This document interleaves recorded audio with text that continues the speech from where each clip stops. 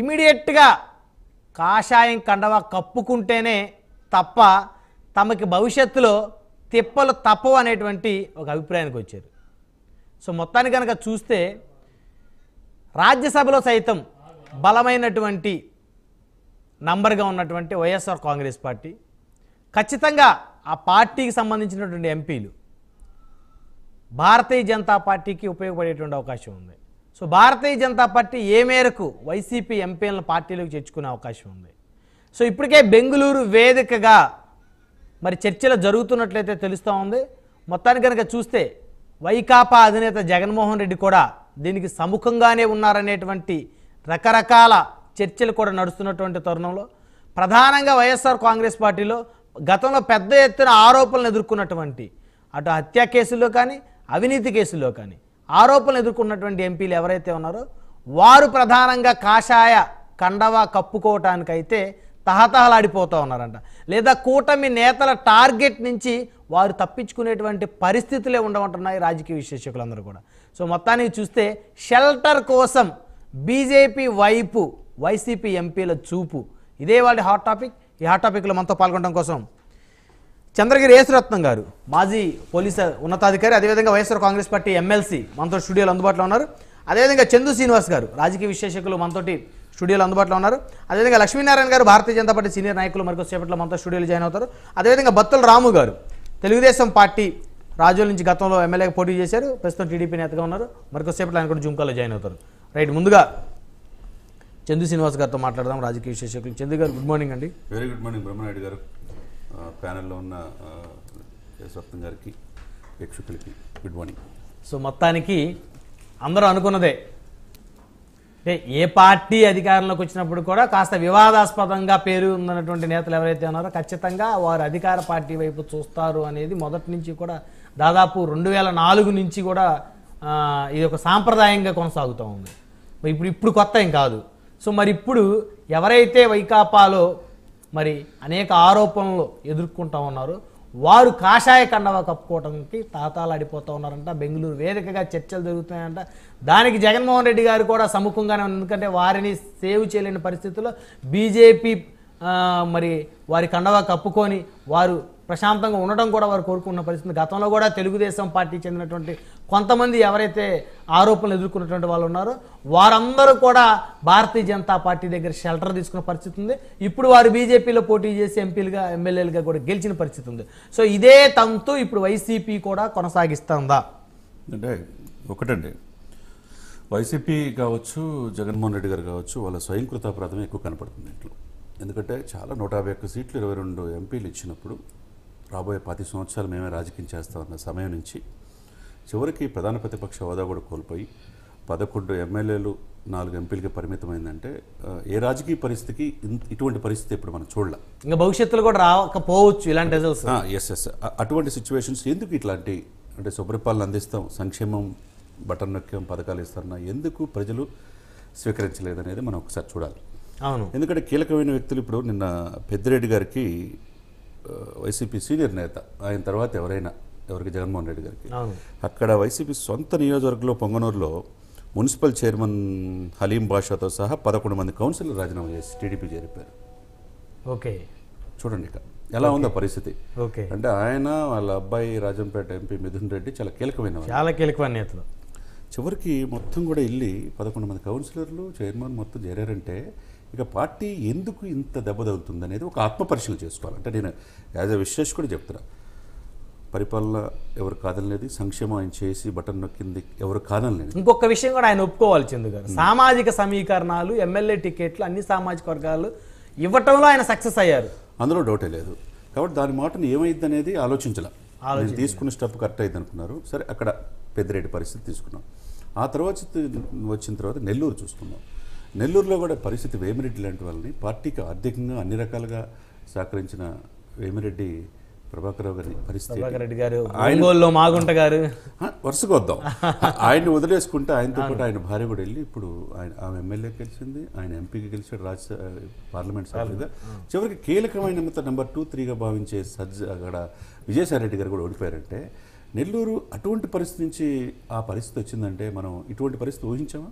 లేదు. కీలకమైన వ్యక్తులు పోతుంటే చూస్తూ ఊరుకున్నారు. తర్వాత మీరు అన్నట్టు ఒంగోలు మాగుంట శ్రీనివాసరెడ్డి గారు ఎందుకు అతన్ని వదులుకున్నారు, అక్కడ అయిపోయింది. ఆ తర్వాత వచ్చేదానికి కొద్దిగా నర్సాపేటకు వచ్చేది. నర్సాపేటలో ఇప్పుడు ఈ రోజున టీడీపీ పార్టీ నాయకుడే సార్ పార్లమెంట్లో 16 మంది ఎమ్మెల్యేలు డైనమిక్ ఎంపీ. అటువంటి వ్యక్తి సార్ నాకు నర్సాపేట మళ్ళీ టికెట్ ఇవ్వండి అంటే కాదు నువ్వు గుంటూరు చేయి లేకపోతే లేదని చెప్పేస్తే అతను వదులుకుంటే చివరికి టీడీపీకి చేరి నర్సాపేట అయ్యాడు. ఇప్పుడు ఆ పార్టీ పార్లమెంట్ నాయకుడు అయిపోయాడు. సో వరుసను అందరినీ వదులుకుంటూ వచ్చారు. ఇకపోతే విశాఖపట్నం పంచకల్ రమేష్ కావచ్చు, లేకపోతే గుంటూరు కావచ్చు, లేకపోతే మచిలీపట్నం బాలశౌరి గారు కావచ్చు, చివరికి పర్చూరు సరౌండింగ్లో గాదే వెంకటరెడ్డి గారు మంచి ఫ్యామిలీ చరిత్ర ఉంది. బాపట్ల ఆయన పోటీ చేశాడు. గాదే వెంకటరెడ్డి కుమారుడు మధుసూదన్ రెడ్డి ఆయన కూడా చివరి వరకు టికెట్ ఇస్తారని ఆయన కూడా ఇవ్వాలి. అటువంటి సీనియర్లు కూడా కాదని నేను చెప్పిందే జరగాలి, నన్ను చూసే ఓటేయాలని చెప్పేసి గుంటూరు ఎంపీ పరిస్థితి ఏంటి అట్లా అయిపోయిందా? అటు ఇటు కాకుండా పోయింది. గుంటూరు ఎంపీ కోల్పోయారు. ఆయన ఎమ్మెల్యే గెలిచింది పొన్నూరు అటు కోల్పోయింది. ఇక ఎక్కడ రాయలసీమలో నీకు కంచుకోట అవుట్ ఆఫ్ 52కి 49 వచ్చిన పరిస్థితి నుంచి మీరు ఈ పరిస్థితి ఎందుకు వచ్చింది?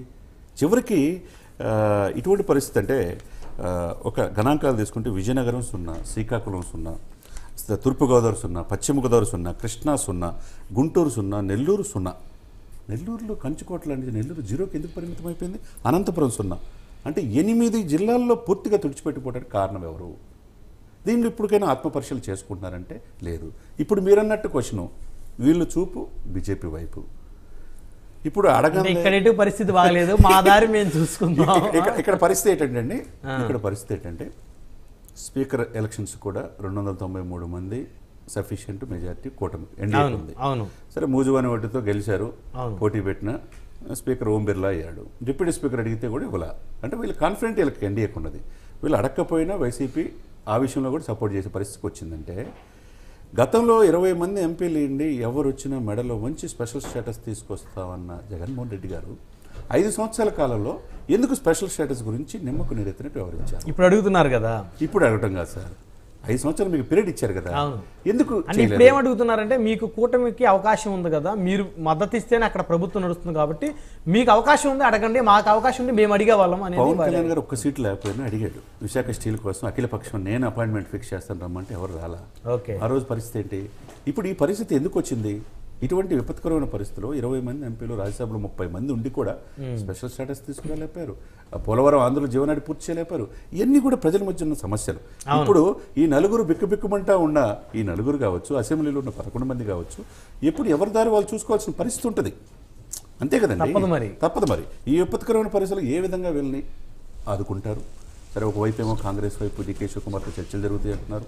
మరి కాంగ్రెస్తో మధ్య అయితే షర్మిల గారిని తప్పించి ఆ బాధ్యతలు లాక్కియాలని చెప్పి అంటారు. మరి షర్మిల గారు వాళ్ళ అన్న వస్తే ఊరుకుంటుందా లేదని అదే సవాళ్ళకి ప్రశ్నలు ఉంటాయి. మళ్ళీ పాప ఇంట్లో ఏదేమైనా కానీ ఇటువంటి విపత్కరమైన పరిస్థితి వైసీపీకి నేను తప్పితే ఇక్కడ లేదన్నట్టు 26 జిల్లాల్లో రాజసౌధాలను కట్టుకొని చివరికి విశాఖ ఋషికొండ మీద ప్రకృతి రమణీయతకు మారిపోయిన ఋషికొండలు కూడా ఒడుగుండు చేసి విలాసవంతమైన భవనాలు కొట్టుకున్న అంటే మేము మళ్ళీ వస్తామని కాన్ఫిడెంట్తో. అవును, ఇటువంటి విపత్కరమైన పరిస్థితి మళ్ళీ వస్తే ఈ డిస్కషన్స్ ఉండే కాదు. ఏదైనా కానండి, ఈ టీడీపీ నేతలు, జనసేన నేతలు, బీజేపీ నేతలు వీళ్ళు జాయిన్ అయ్యేవాళ్ళు వైఎస్ఆర్సీపీలోకి రాకనే కదా ఈ పరిస్థితి. నేను రేవంత్ రెడ్డి గారు ఢిల్లీలో ఉండి 4 రోజుల నుంచి గత 4 రోజుల నుంచి ఒక మాట అన్నాడు.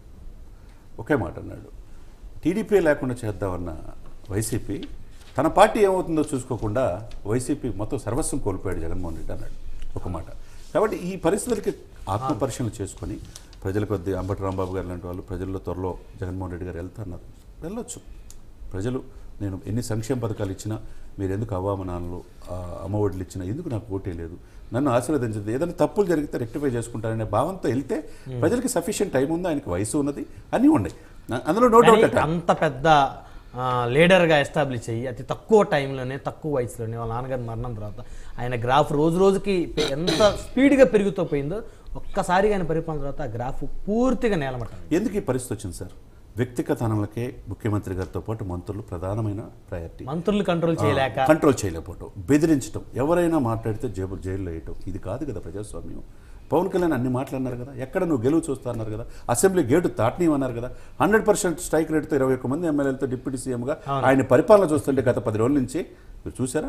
అవును. గతంలో ఎవరు చేయని విధంగా సమీక్షలు అంటే కొత్తగా అయ్యారు కాబట్టి మరి ఎన్ని రోజులు చేస్తారు అది కూడా చూడాలి కదా. ఏదైనా కానీ సుపరిపాలన అందిస్తున్నారా లేదా? 100% ఇప్పుడైతే ఆయన చూడండి, నేను కక్షపూరితంగా నేను ఉన్నాను అవును అన్నాడు. అన్న మాట ప్రకారం ఎలక్షన్ లేదు అంటాను కానీ నాకు ఎటువంటి జగన్తో ఇది లేదన్నాడు. వాళ్ళు పరిపాలన మీద దృష్టి పెట్టారు. వాళ్ళు పరిపాలన రివ్యూలు చేసుకుంటున్నారు. అంటే నాయకుడు అనే వాళ్ళు ఎట్లా ఉండాలంటే సార్, ఎలక్షన్స్ వరకే, తర్వాత ప్రజలందరి ప్రతిపక్షాలు ఎన్నికల వరకు కూడా పార్టీకి నాయకుడిగా, ఎన్నికల తర్వాత ప్రజలందరికీ నాయకుడిగా ఉండాలి. వరిసార్ నవీన్ పట్నాయక్ ఉన్నాడు. ఓడిపోయినా కానీ బాబు నువ్వే నన్ను ఓడించిందని వెళ్ళాడు. మోదీ గారు కలిసాడు. ఈ రోజు ఆయనకి ఎంత గౌరవిస్తారు, ఆయన ఎంత గౌరవిస్తారు. అట్లా హుందా గౌరవించాలి తప్పితే మేము ఈవీఎంల మీద మేము ఓడిపోవడానికి కారణం ఈవీఎంలు అని చెప్పేసి ఇవన్నీ రకరకాల అనేది ఓటమిని అంగీకరించాలి. అంగీకరించే నైతిక ధైర్యం కూడా నాయకుడికి ఉండాలి. మనతోటి